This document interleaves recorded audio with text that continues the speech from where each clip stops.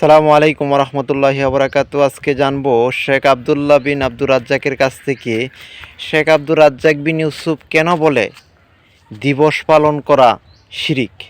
এ বিষয়ে বিস্তারিত আলোচনা শুনবো।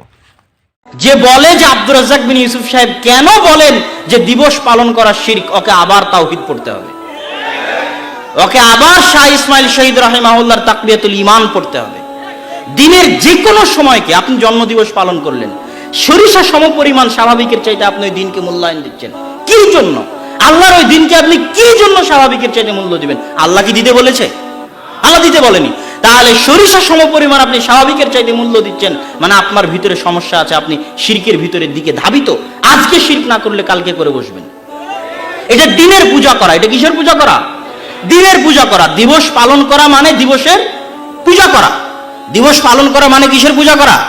দিবসের পূজা করা। আপনি একটা সময়কে স্বাভাবিকের চাইতে বেশি মর্যাদা দিলেন।